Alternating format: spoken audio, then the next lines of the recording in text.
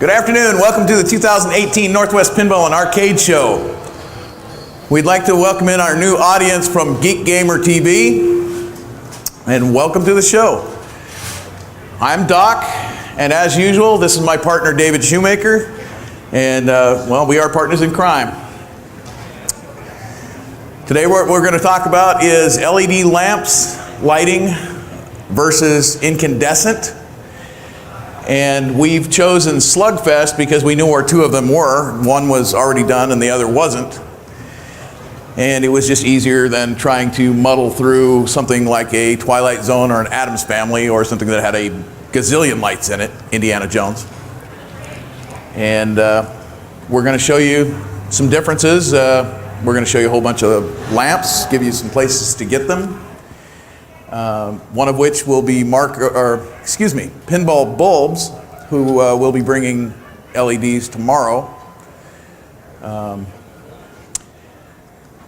So starting with this Slugfest here, this one has been LED'd. And this one is running incandescents.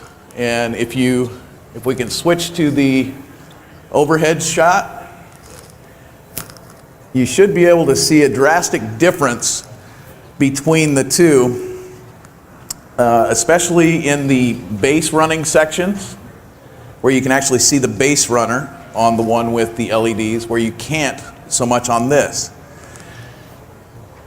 And then when you get into your single, double, triple, and out, huge difference there. They're very hard to see. The one problem with LEDs in the Slugfest, though, is that there are some under bleacher lights in this area right here, and you don't see any of the lighting here because only one of them works. On the one that's been LED'd, you see all of the LEDs lit up bright on the red out. When it's actually on location, wherever it's at, whether it's in your house or whether it's out on route, and the glass is in place, you really don't see that too much. Not enough that it affects any kind of gameplay. But that same lighting also lights up the characters that you're hitting, these character switches that you're hitting that do your scoring. Your first base, second base, whatever, out. The other thing is in the bleachers, the GI, general illumination, is lit in this set of bleachers. You can hardly see this set of bleachers. In the one that has been LED'd, it's very crisp and clean white looking in the bleachers. The next set of differences start to come up in the marquee. This marquee probably has 4, maybe 5 lamps that are burnt out.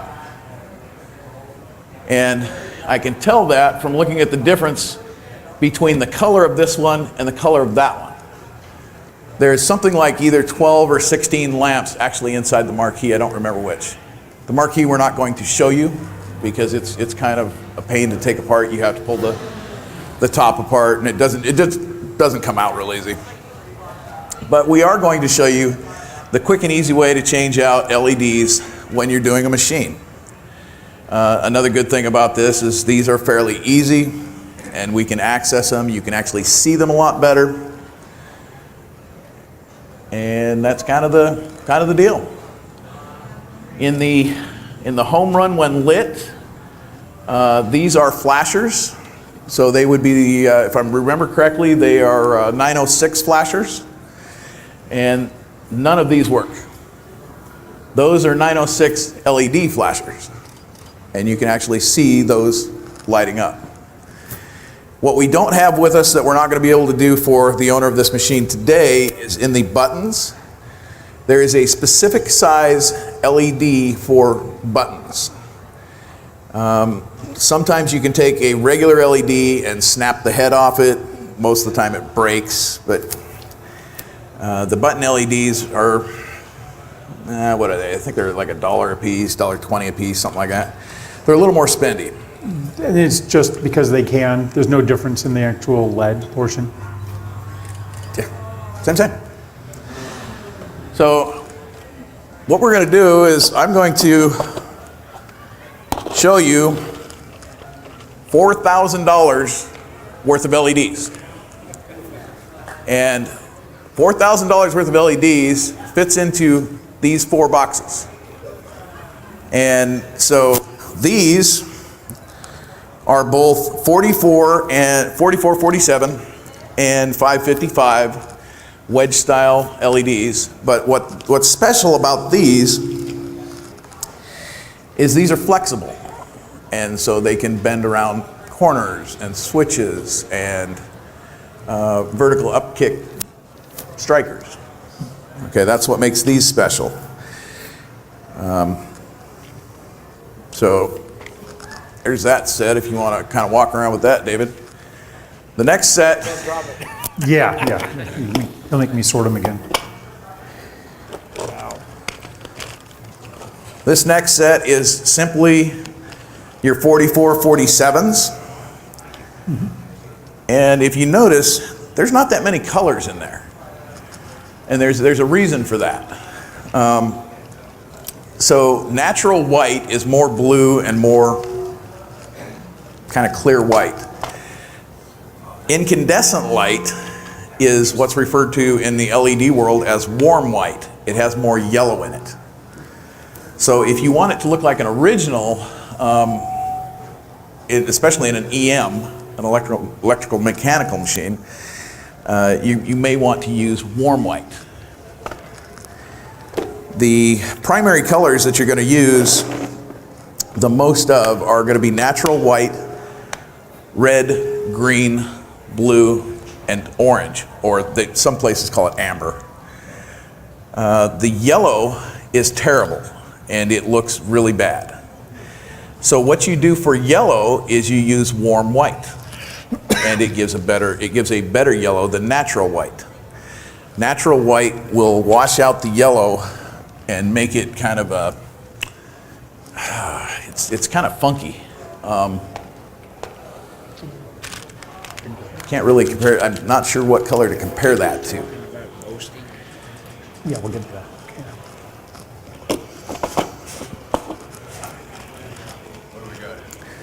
So you've got the same thing in your 550. You have the same thing in your 555s.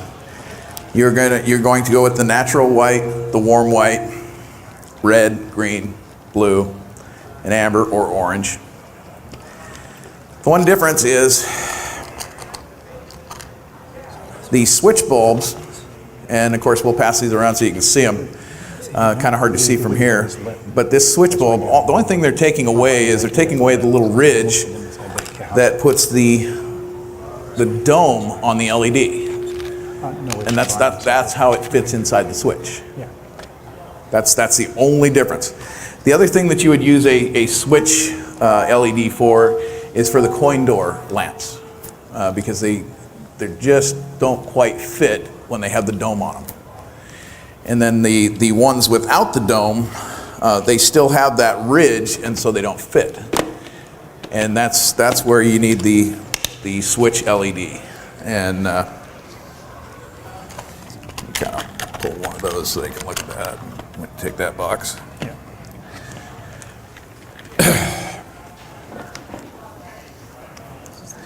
That's without the ridge. Okay, that's the first I've ever seen it. Next up is the spendy ones. Okay, these are going to be your 906 and 85s. Okay, so this 85 LED flasher is awesome. It's just, and see what color is that? Oh God, I forgot. Yeah, if I plug it in, it's wrong. Oh no. So in the 906 series, you can see that you have your natural white, your red, your green, your blue, and this should be orange or amber if I remember correctly. Oh no, it's warm. They don't come in orange in the flashers. So, and there's a lot of where you're going to use these are the little dome things. So like on Addams Family, Twilight Zone, the little, or F-14 Tomcat. Yeah, all that kind of stuff. And so instead of using orange, use warm white. Warm white will fix that. Yellow, same thing, warm white. You want to be a little careful with the natural white in the flashers because they have a tendency to mess with people. It doesn't cause seizures, but it really bothers some people when you put them in there. Me, I don't know. I'm blind. I just go with it. So if you decide you wanted to do this at midnight and you're in a hurry, you can go to Walmart and buy tail light replacements for a couple of these. You'll spend huge amounts extra and they won't be quite as nice, but it does work. I did it for my Twilight Zone header. Oh, God. It worked. So are these a lot brighter than the old style 906s? Are they considerably brighter? Yeah. Yeah. Uh-oh. Which one did you get? I'm not real sure. I thought it was this one. I think it was blue. I could be wrong. I'm gonna set it over there. So the big difference in LED lighting is your supplier and who you're getting them from. You obviously want to buy the best quality for the least amount of money, and you want to stay away from the lesser quality. One of the best things that you can do is not buy any pre-made kit. If you want to LED your pinball machine, make it your own. Yeah. That way you can choose your particular reds, your yellows, your whites, your greens. You know, how dark do you want your green? How dark do you want your red? Automotive style stuff. Or do you want your That's where red to they be came kind of from. orangish? Your turn signal. That's kind of what it comes down to. And again, that's the kit is where somebody went through and they went, well, I think this should be red, this should be green, oh, this should be blue, That's what happens when they overblue. and I don't care. And they threw it into a kit, Yeah. and there is no real savings in buying a kit. And 9 times out of 10, the kit that you will get does not exactly tell you where those lamps go.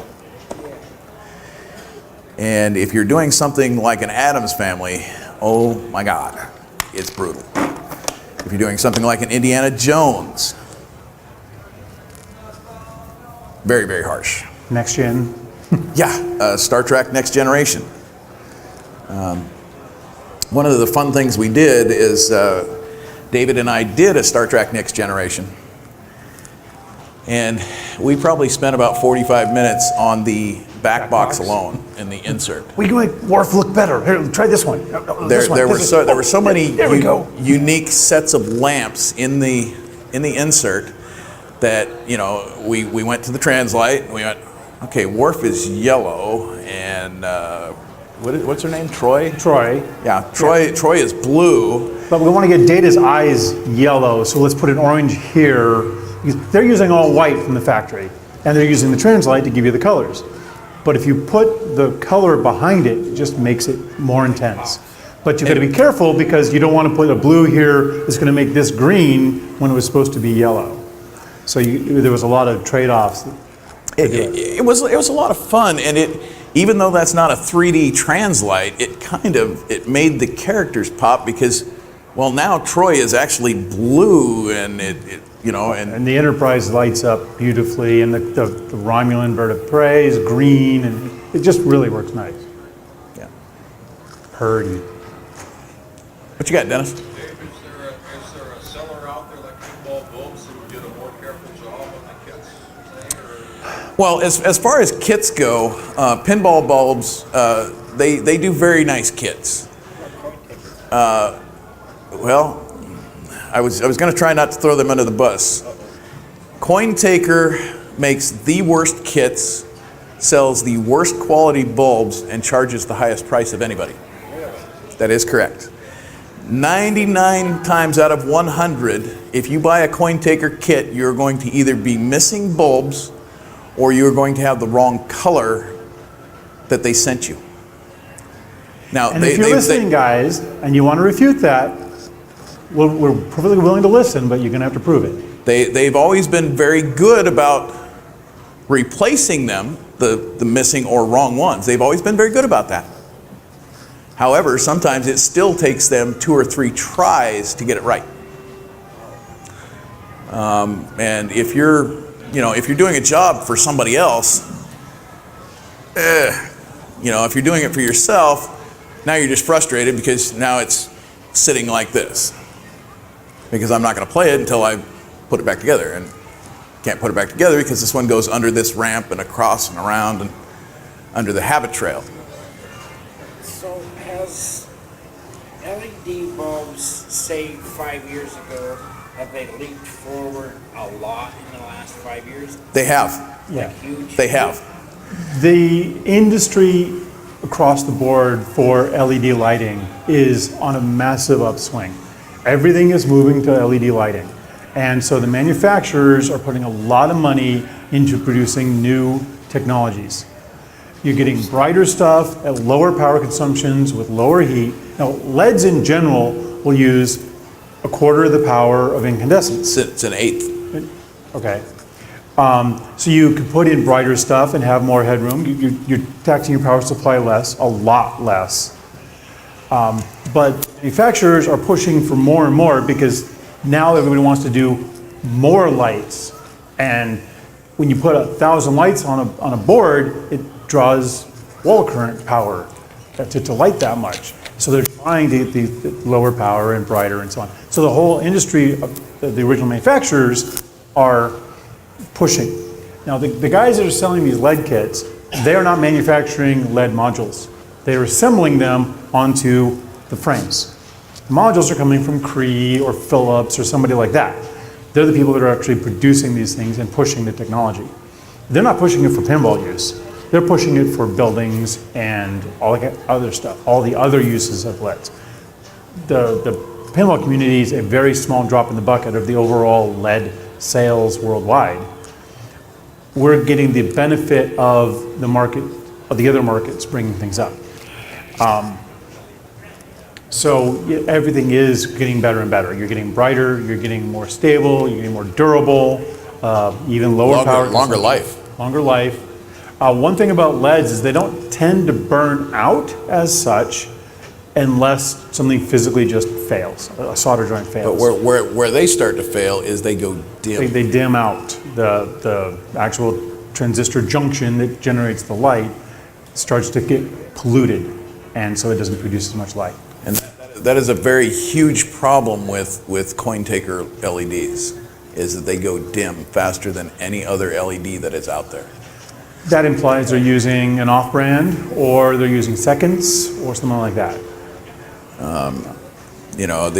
What I have found, or I should say, what we have found, is that the best price, best selection, best quality is with Comet Pinball, and they've recently been out of.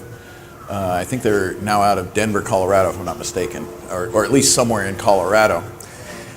And they have great deals on anything 25 bulbs, 100 bulbs, packs. They also, they have every different shape, size, color that you could think of. Unless you want 12-volt lights for your coin door. Yes, unless you need 12 volt, but the 12 volt you can find those on eBay or Amazon via the automotive industry. Because the 12 volt equivalent of a 555 is a 161 or a 194. The 194 being brighter, the 161 being a little bit less. So yeah, I think one is 11 watts and one is 13, if I remember correctly. But I might be a little off. Question? When LED bulbs start to dim down, when they're getting old and deteriorating, do they also sometimes become unreliable, like on sometimes, off sometimes? That's a physical failure. There's a solder joint cracking. Solid state electronics don't get intermittent.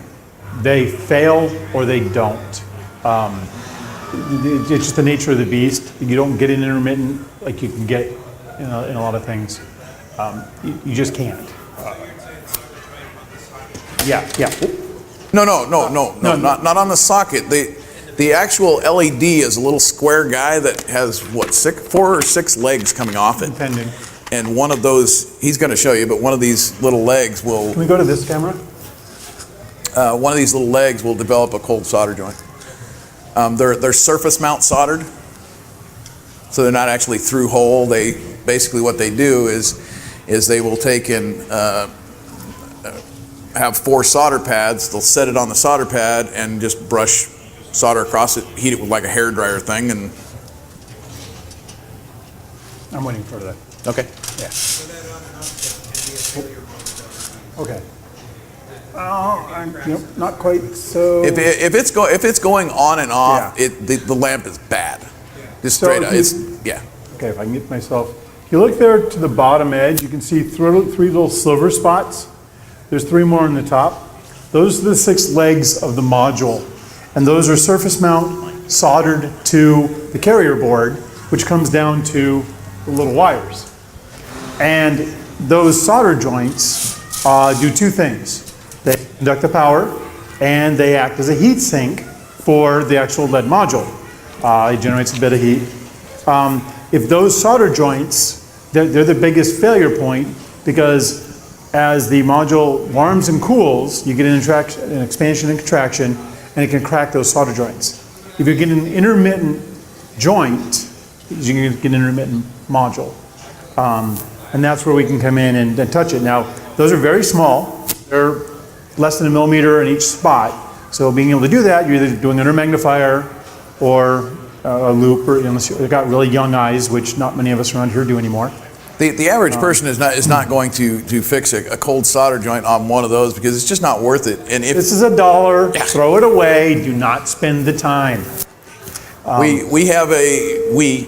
David has a camera for doing SMT surface mount soldering, and what it is it's a little camera that kind of like this one up here, Kind of like that. and Tied to a screen like that. it's 400 times. So the magnification is 400 times, so that he can see that, and when he looks at it 400 times, he can see the hair on it that, oh, there's the crack. You know, we can't see it to the naked eye, but under this magnifying. But I'm still not going to do this. This No. is $1. I'm going to spend the time for that technology when I'm replacing the CPU on a motherboard. There's no scale economy to make this worth my time No. to fix, even when my time is free, which it never is. Difference between an LED that's got a solder joint problem and a socket that's got a solder joint problem? A socket is not usually a solder joint problem. A socket is usually corrosion. Yeah, if you can put a ball in, you give it a twist and it gets better, you've got corrosion.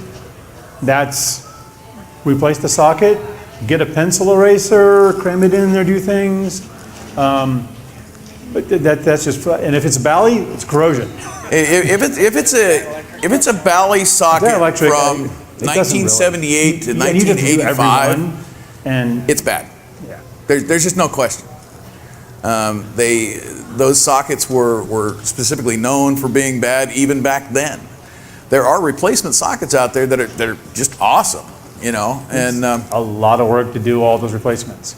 I have taken a Dremel with a very small wire brush, and I've run it into it, and it does the job. It'll crack that oxidation, flake it off. I did not fix the problem for the long run, because in another 3 years, it's going to corrode again, because that's just the nature of the beast. One thing, if you're doing that, unplug it, because you're taking a wire brush into a live circuit otherwise. That'd be bad. Dragons, sparks, the whole joy. I haven't done it. I know better. Yes, dear. Or you can take, a pink pearl eraser and cut it to about the right size and shape and cram it in there and twist. That works sometimes. with the eraser trick, you can also take people don't like to put sandpaper in there, but if you use an automotive or metal sand grit paper, you can actually get that on the back of the pencil eraser in it, and that works pretty good sometimes too. Yeah, but like I said, you've fixed it for temporary. it's still going to oxidize. If you have it out in your garage, it's going to oxidize a lot faster than if it's in your living room, just because of the nature of the heating and cooling cycles. So now we got to put in a shameless plug for pinball bulbs, because we haven't really said anything about them, and those guys are actually going to be here tomorrow. And they are great guys. They will if you talk to them, and they'll make you a deal, and their prices are pretty fair. Their product is very good, and where their weak spot is selection. They don't have as wide a selection. Other than that, they got some stuff. Shameless plug, had to throw it out there. You know, they're good folks. So one of the big problems with changing over to LEDs is that in WPCs, most people have problems, and they get sucked into you need non-ghosting LEDs. Good question about ghosting. Okay, and what ghosting is where when there's no power to it, you see a little flicker, the light is still on. What causes that in a WPC is that in the GI, on the big driver board, the general illumination, what they did in that era was they went to triacs. And those are the five, or in some cases 6, large heat sinks that sit on the bottom left of the WPC driver board. Those are triacs for the GI. The reason that they used triacs is because they were trying to control the GI in unique manners, so that during gameplay they could fade in and fade out certain parts of the translight without using flashers. And so they're taking your smaller bulbs and they're fading them in and fading them out, and it's creating an effect. But along with that comes the problem that since the inception of pinball until the last few years where they started using LEDs, that the GI circuit has been overamped since the beginning of time. Push it harder than it was actually should be pushed. Drawing way more amps. And so it burns up your GI circuits, it burns up the headers, the pins. Cords, you melt things. If you open one up and there's stuff wired directly to, this is GI. Yeah. And by putting LEDs, if you want to keep the originality and use incandescence in the feature lamps, that's good to go. Or the flashers, keep them incandescent. That's good to go. At minimum, you should change the GI to LEDs because it draws 1/8 of the power, and it won't burn up that $400 WPC driver board. Now, that will not fix a intermittent GI problem you've got by just changing it to LEDs. You've already got a burnt connector. It's still a burnt connector. You didn't change that. You didn't fix that. You drew less power, but it's still bad. You need to fix that also. But that's another seminar, and we will cover that this year. And I've got a couple of great examples of what to do and what not to do. Is there any way to fix ghosting? Yes. So, like I said, what causes? You're going to tell them what it is? Yeah. Oh. What in the WPCs? What causes the ghosting is that because they put in these triacs, they also put in a power save feature. Okay, and it's in your settings. And so after about 5 minutes of not being played in attract mode, the lamps dim. When the lamps dim, there's not enough power to run the LEDs, and so they ghost. And so what you do is you turn off the power save feature. Then it's in 3 locations. There's GI power save, and then there's 2 other ones in there, but they're in the settings. And all you do is you disable them. It doesn't change the gameplay, but it eliminates the ghosting. So buying hold that for 1 second. So buying a 60-cent LED vice the $1.50 non-ghosting LED. Let me have a bunch of the 60s, because I don't need this $1.50. I know how to turn that off. I'm not stupid. Good to know. LEDs require a certain voltage to be able to turn on. It's got to be at that. An incandescent, if you put a little bit low in, it can, you know, it's a filament of wire that you're just making heat. That's what an incandescent bulb is. You can get it to be dimmer by putting a little less power in. With an LED, you have to cross that threshold to get it to light properly. With the triacs, they're running right at the ragged edge of that threshold, at the bottom settings. So, and another thing about LEDs is that it's like a bucket brigade. If you have 6 of them in a row, this one would light, this one wouldn't, this one wouldn't, this one, or you get 3 of them would light and this one wouldn't, because each one takes out that threshold. You basically subtract that from the next one's input. So you eventually you cross the point where, oh, there's just not enough left to light these. Where in an incandescent, it would have lit them all to a certain level. So it's a nature of a change in technology. If you turn off that dimming, you can fix it. Now, more expensive bulbs are like, if you have a dimmer at home for your overhead lights, you put a LED bulb in there. If you didn't get one that has a dimming capability, you do your dimmer, it's not going to turn on. Because it's the same type of deal. It's not crossing the threshold.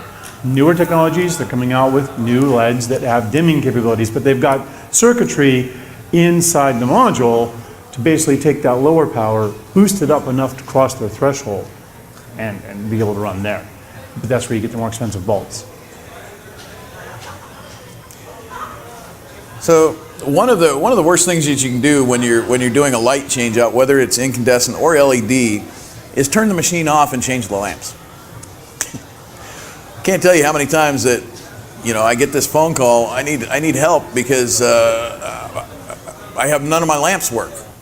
Okay, and do you have any blown fuses? And then finally I get the story. Well, I just renewed all my lamps. Oh, okay. And you did this with power on? No, I turned it off. So anyone get shocked? It's 6 volts. It's 6 volts. When we were kids, we licked 9-volt batteries to make sure they were still good, right? This is 6 volts.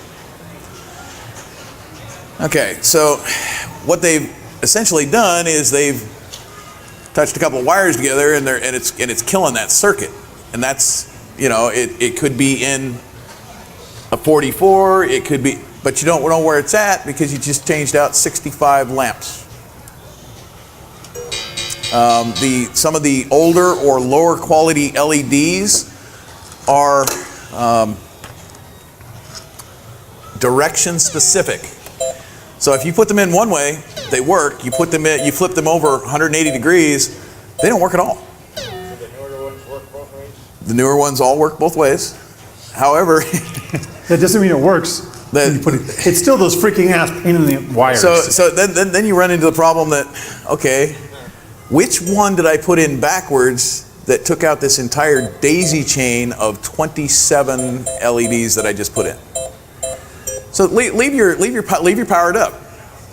Okay, and there, you know, obviously where I start is I'll start at the GI because the GI is always on.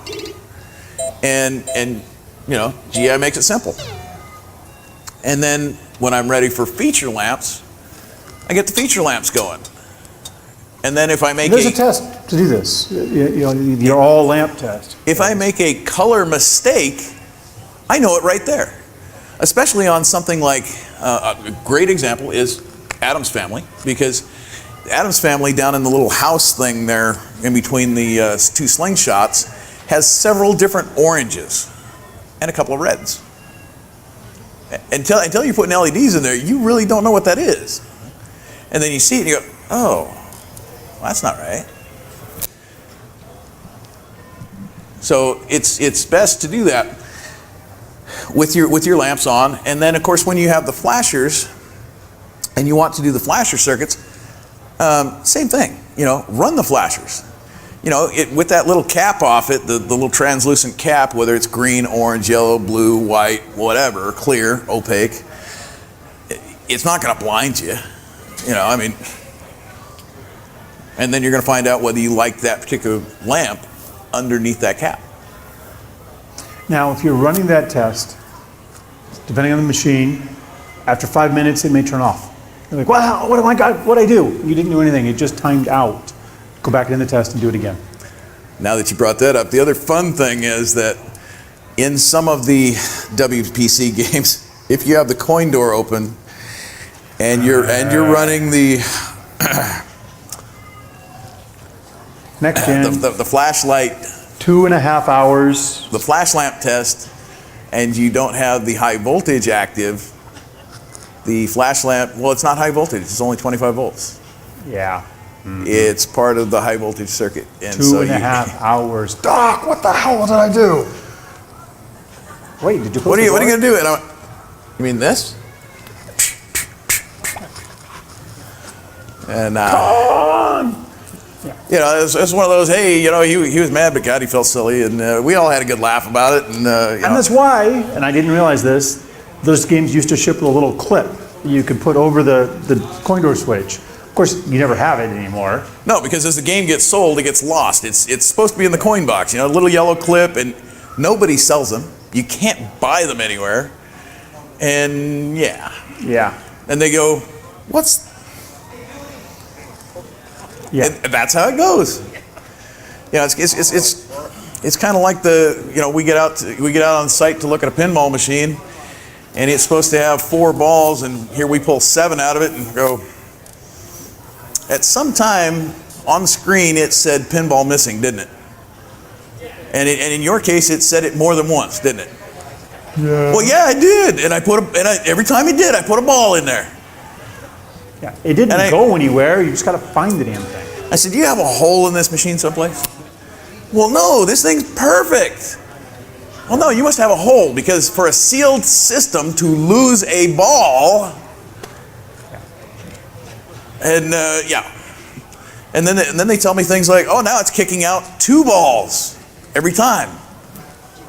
Well, why is it kicking out 2 balls? Because the trough sees that there's still 6 balls in there instead of 4.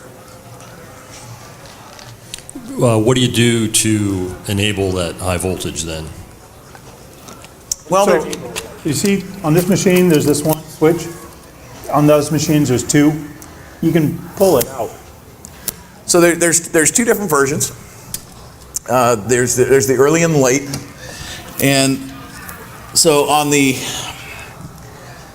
later ones, they actually have a 2-position spring-loaded cherry switch, and it has a service position. Service position is you pull it out and it locks in place, and that's to cut the high power when you open the door. In the earlier versions, there was that switch and one like this, and the one like this is spring-loaded all the time, and that's why they gave you the little clip. You can take just about any kind of C-clip, or you can actually take a chip clip for a bag of potato chips, you know, one of those little ones. Just put that on it. Just so that Wrap it with electrical tape, just something, or you can just remember and push it in when you're looking at stuff. yeah. 2.5 hours.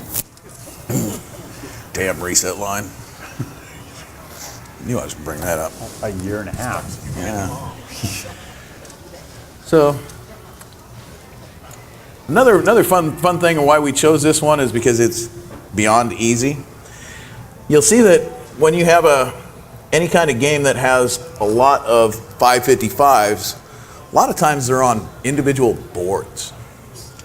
These carriers. Now, if you got one like this, these twist and come out. They are a pain in the ass. And you got 10 of them on each board. Well, it's 4 screws. And I'm lazy, and I'm gonna take the screws out. 9 times out of 10, 2 or 3 of those, if you pull them out individually, when you put them back in, they won't work. They won't work because the spring tension's not there and they need to be readjusted. They won't work because there's corrosion. They won't work because you cracked the joint. So if you can take this whole board, all you're gonna do is disconnect the wiring to it, which is 1 plug, in some cases 2. Loosen the screws and you're gonna pull that whole board out. Well, they're 555 wedges. They push in, pull out. Not that big a deal. But it has, I don't know, 8, 10, and it takes 2 seconds. Pop, pop, pop, pop, pop. Plug it in, make sure, and before you screw it back down, what do you want to know? You want to know if they work, right? So plug it in. Oh, they all work? Oh, now I can screw it back down. Here you go, Tim. Falling asleep in our seminar. Yeah, David? 8.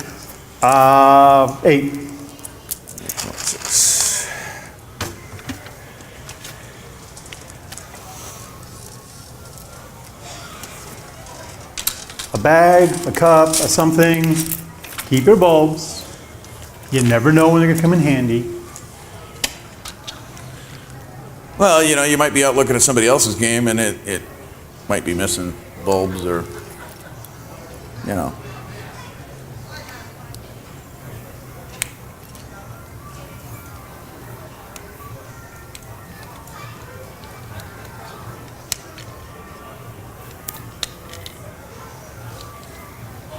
Here, trade me sides, David. No. So while David's getting that ready, we'll see if we can't find the that's the settings. If I can remember where they're at. Hi, Wayne.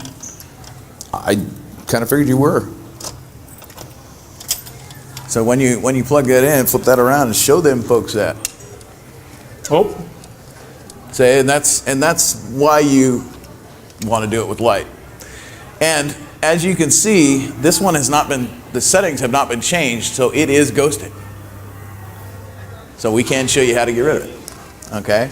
yeah, when it's off, there's still a little bit to it. Now, what was that? Oh, it was adjustment. And there we go. Those little flick, the wires. Standard.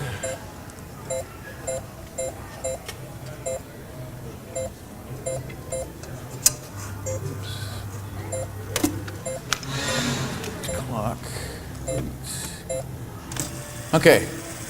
The first setting in this particular game is A1 number 25, allow dim illumination. And the factory default is yes. And that will dim your GI. And all you do, you're changing it to no. The next one is in this game is A129 GI power saver on. And you turn that to off. There's one more, and it's the next one, A130 power save level, and that goes up to like 10. You just want to take that power save level to the minimum. That one shouldn't do anything because you've turned it off. But in case there's any kind of leakage, we just take it all the way down. So You can see just you from here. from the back, you can see the difference, right? Are they cool whites or warm whites? These are natural white, which would be considered cool white. And like I say, the natural or cool white has more blue in it and is a truer, whiter white. The warm white has more yellow in it and is more like an incandescent. Look at the difference between the ones we just changed and all the others. It's amazing. On an electromechanical machine on a switched light, is that analogous to what you're talking about as far as the ghosting? They don't have diodes on them, so if you put a LED in a switch, like a feature light or something that switches on and off, it'll sit and flicker when the game's just being played. It shouldn't. Not in an EM. Shouldn't. Maybe I should say mine do. Then you've got a problem elsewhere. Take a look at somewhere in the hall is My Captain Fantastic. It has all LEDs in it. There's no ghosting. I'll take a look. It's pretty. Of course, I can't take credit for the restoration. I got to give that credit to John Polzer, JP. I'll wait till he responds. It was kind of a barn find that I got from Skies. And, you know. Hey Dave, when you buy LEDs for the house, usually there's a rating on there in the In frequency. lumens. Yeah, and no, not lumens. Well, but yeah. frequency. Can't you go by? Do these bulbs give you an idea on whether they're 2700s or 4500 frequency or anything like that? In this type of LED lighting, it's right now the industry standard doesn't measure it that way. I do understand exactly what you're talking about. You're talking about you're buying one for the house, and it says that it's 6500, it's 2700 lumens, and then you get to the color. I think it's 2700 HC. Isn't that what it says on it? It might. Usually, if it has letters after it, that usually is indicative of the color. For example, in a fluorescent tubes. Fluorescent tubes were usually things like cool white, warm white, daylight, sunlight, and that was your different that was the equivalent of the 2700 HC, or the 6500 BU. There's an indication of the total lumens, which is your brightness, and then there's a number that is the color spectrum position or the range of color that it's going to output. Yeah. There is in the specs on these that information, but it doesn't tend to trickle down through the module manufacturers. The Cree or the Philips, they definitely say what it is. Yeah, on but their you specs. have to find out the make, model, and go to their site in their These data guys sheet. don't want to tell you that because that's their special sauce. Oh, we're using these guys' special LEDs, and we're not going to tell you who it is. There's 3 manufacturers of LED modules in the world. They're all using the same stuff for the most part.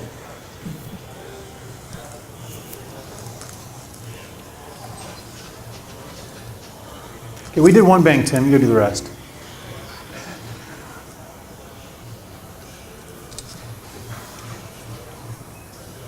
Any questions? Any more questions? Well, I don't know. Okay.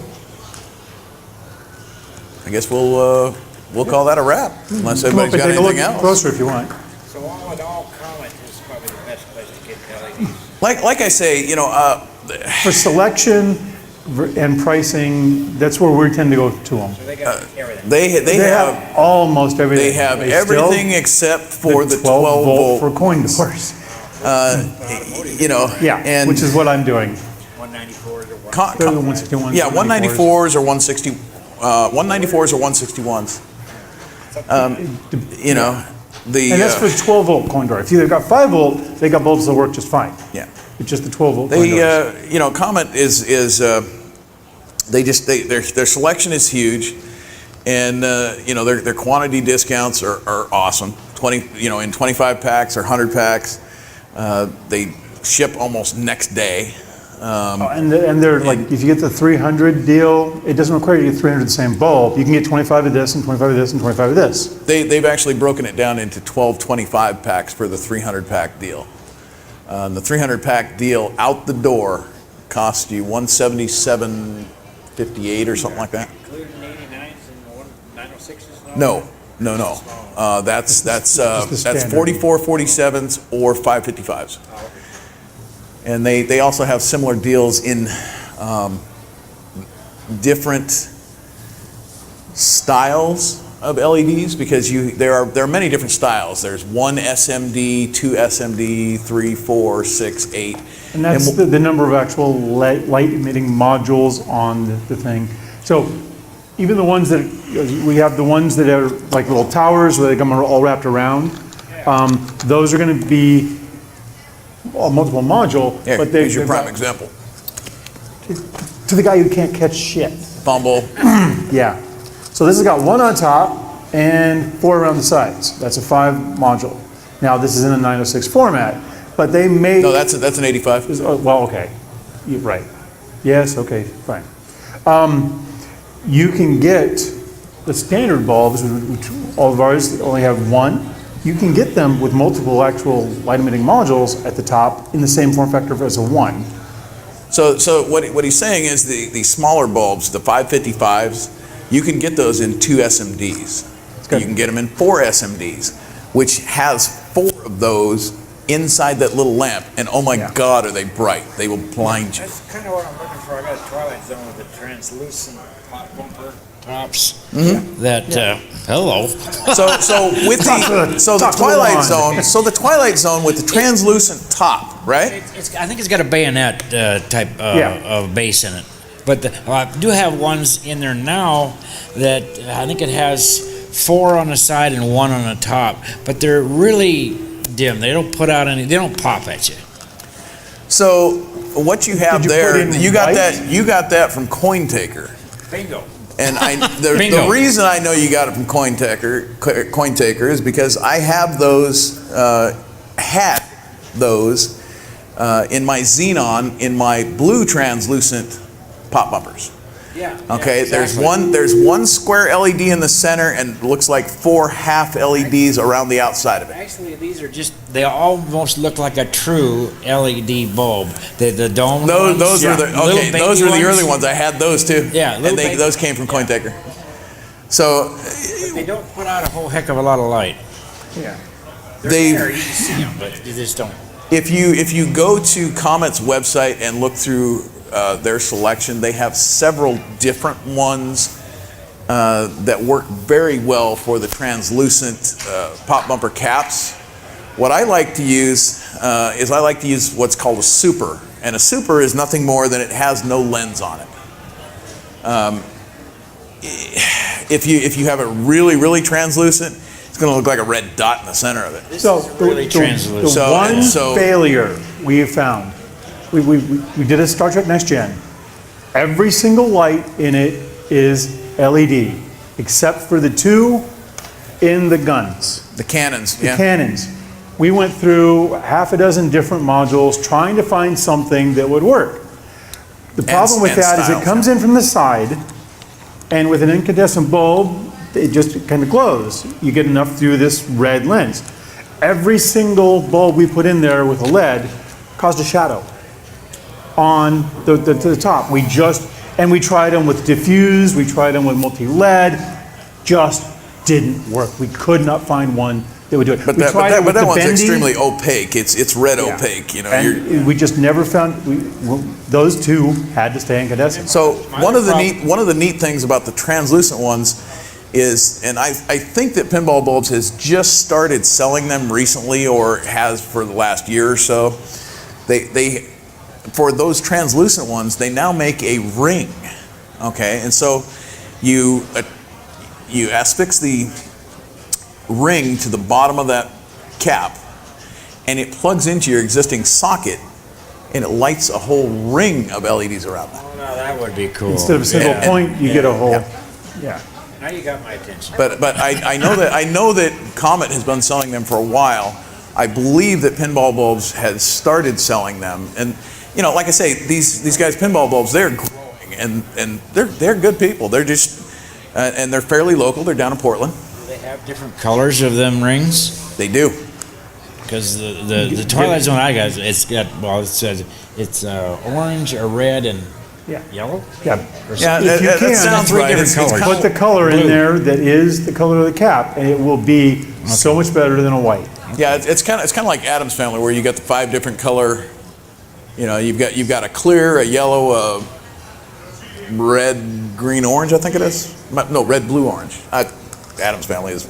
These rigs sound like Star Post lighting that they. Very similar. They are very similar to your post lighting, your star post lightings. Yes, they do also. That's another thing that Comet sells. That the only other person that sells them is CoinTaker, and that is the LEDs that go under the posts, and they have them in 1, 2, 4 version, I think it is.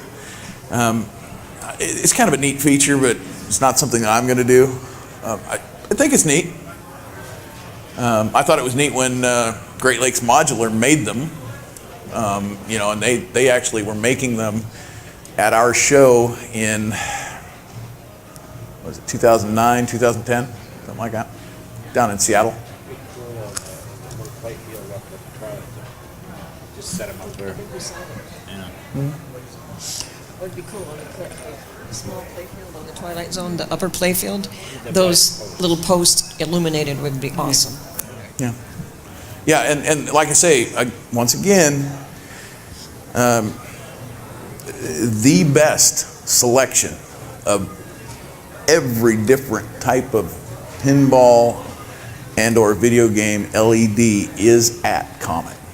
Except the 12-volt coin door. You know, They and carry that. and they have the ridiculously priced bulbs as well.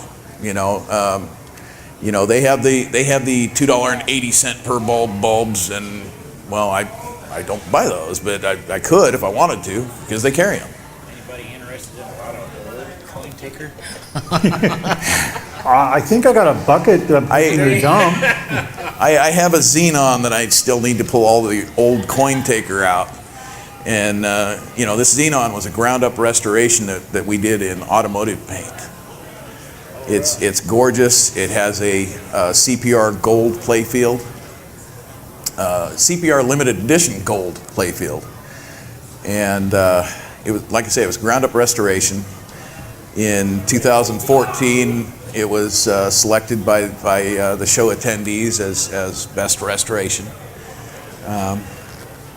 And unfortunately, I haven't had the time to pull all the coin taker bulbs out of it because half of them have gone dim. Another quarter of them don't work. And then you have the ones that still have the original brightness. And so it looks really stupid. What do you do with the what do you call it, infinity lights? The that all infinity round the back? lights in the coin taker kit, they went, what was it, 1, 2, 3, 4, 5 blue, 5 red, 5 blue, all the way around. That was another thing that I didn't really care for, because the infinity lights originally were all white. I've seen a few Xenons where the infinity lights are blue, and I kind of like that. Every once in a while, a white. The majority of them blue, and then every once in a while, stick a white one in there just for a little taste. Yeah. Yeah. And of course, I'm going to experiment with it because it's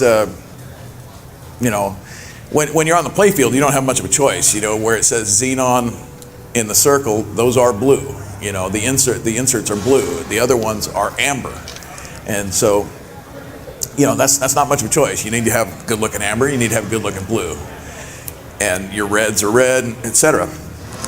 When you get into the infinity lights and then you get to the insert, on Xenon, the insert is very critical because if you can get red supers behind her eyes, it looks like she's got red laser eyes, which is cool. And then there are, I want to say there's 8 dots around the neck, and the color that Coin Taker used was purple. Purple is one of the hardest LED colors to maintain its brightness that there is. I don't know why. It's something in the color spectrum that Pink behind there.